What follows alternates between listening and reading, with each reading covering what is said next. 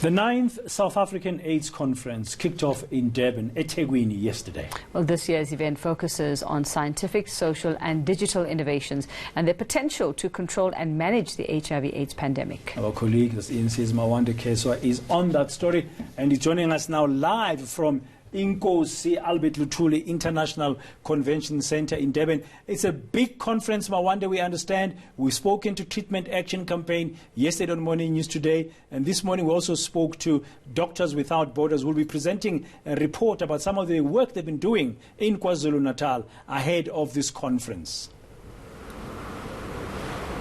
Good morning to you, Brad. And yes, indeed, that is the case.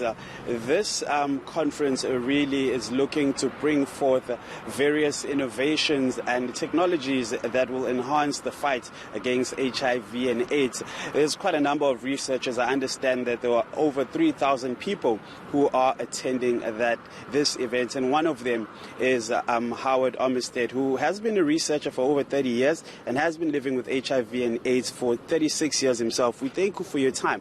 We were speaking about earlier on about the advancements as well as what needs to be done to move forward. And one of the key things that we spoke about was selenium. Yes, Could you please just tell me what selenium is and how does it help the fight against HIV and AIDS?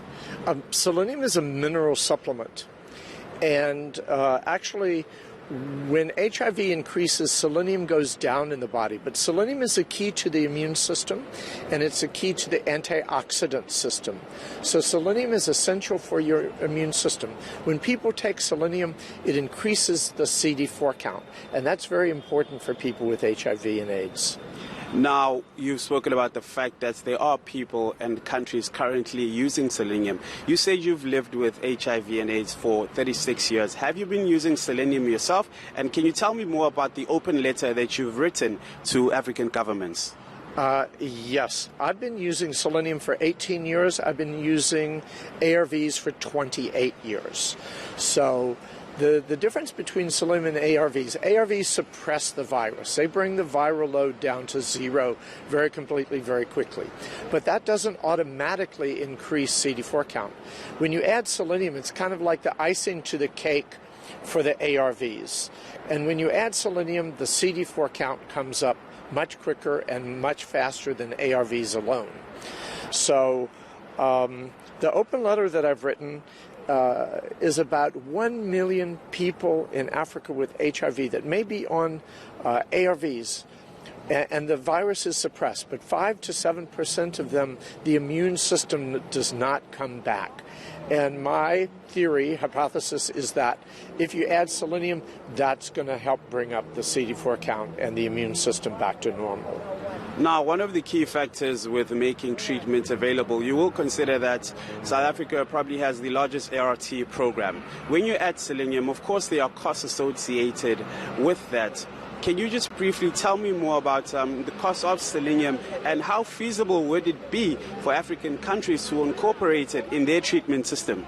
Well, people can buy selenium in almost any pharmacy.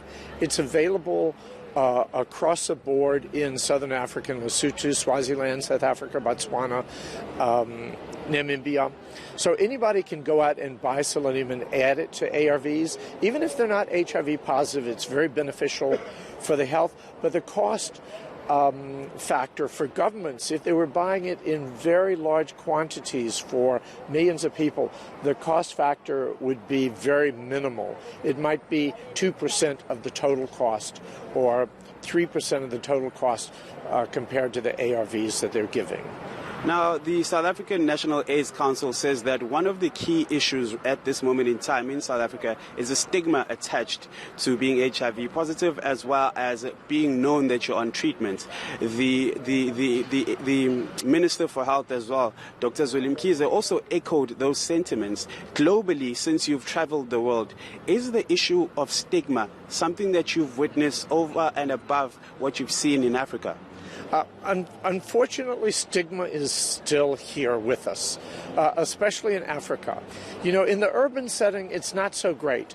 But in the rural setting, in villages and small towns where people talk more about other people, then it's a greater problem.